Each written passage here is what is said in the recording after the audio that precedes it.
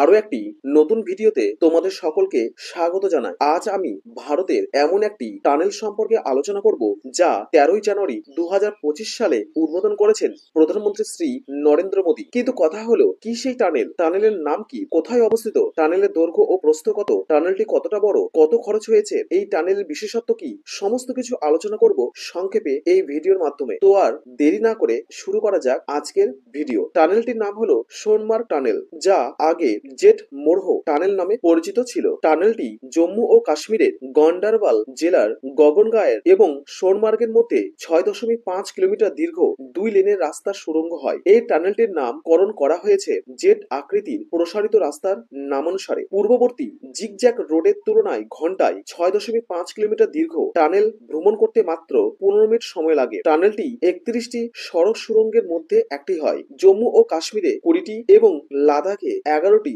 যা $1,400 বিলিয়ন ব্যয়ে তৈরি হয়েছিল। অক্টোবর 2012 সালে সড়ক পরিবহন ও মহাসড়ক মন্ত্রী সিপি যোশী জেট মোরহো টানেলের ভিত্তিপ্রস্তর স্থাপন করেন। মে 2015 সালে এই টানেলের নির্মাণ কাজ শুরু হয় এবং এপিসিও ইনফ্রাটেককে এই টানেলটি তৈরির সিদ্ধান্ত নেয়। টানেলটি জম্মু ও কাশ্মীরের কেন্দ্রশাসিত অঞ্চল গান্ডারবাল জেলার গাগাঙ্গিরে অবস্থিত। এই টানেলের কৌশলগত গুরুত্ব রয়েছে। টানেলটি ছাড়া পুরনো রাস্তাটি ছিল বিপজ্জনক, তুষারপাত এবং তুষারের জন্য ঝুঁকিপূর্ণ, যা বছরের কয়েক মাস টানেলটিকে বন্ধ রাখতে হতো। জজিলা টানেলের সাথে জেট মোরহো টানেল শ্রীনগর এবং কার্গিলের মধ্যে সংযোগ তৈরি করে। এই কারণে জেট মোরহো টানেল শ্রীনগর এবং লের মধ্যে ভ্রমণের সময়কে কমিয়ে দেয় এবং যাত্রীদের আর কার্গিলে রাত্রিতে থাকতে হয় না। এই টানেলের কিছু বিশেষত্ব বা বৈশিষ্ট্য রয়েছে। টানেলটি গগনগির এবং সোনমার্গের মধ্যে একটি 2 লেনের 2 দিকমুখী সুড়ঙ্গ হয়, যা